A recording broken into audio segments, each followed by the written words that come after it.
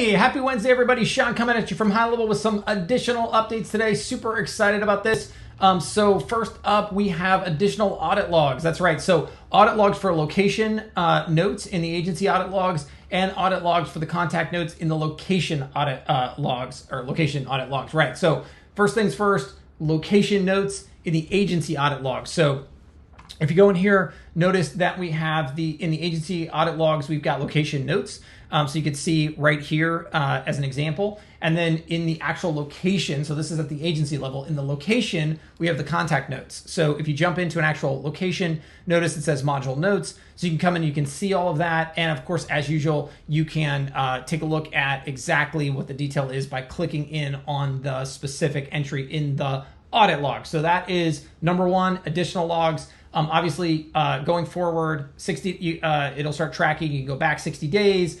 You can see what fields are changed. You can filter logs by action, document ID, or user ID. And you can record logs. We're recording logs for all of the adds, updates, and deletes. So this is really cool. So you can start to see, again, more and more what your users are doing, who's doing it, all of that good stuff. So you can follow up with them.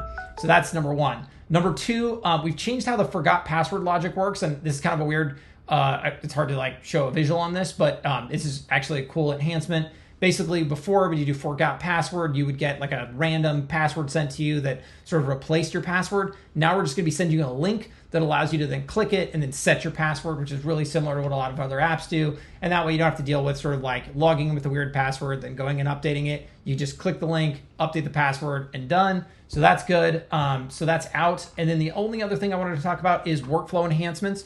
So if you go in here, let's say you have an if condition. So we go in here, if condition, if else. If you have in the contact details, if you have a custom field that's in here that is of type date, we now have the ability to do the is empty and is not empty operators. So we didn't have that before, so that's in there as well. And then just a couple of enhancements as far as like when we were doing the copy here, what we're doing is highlighting the action steps that are going to be copied, so it's easy to identify which actions have been selected for copy. And then also you just close the copy menu by clicking out, which you couldn't do before, which is just a nice little visual enhancement, and the team did a great job there.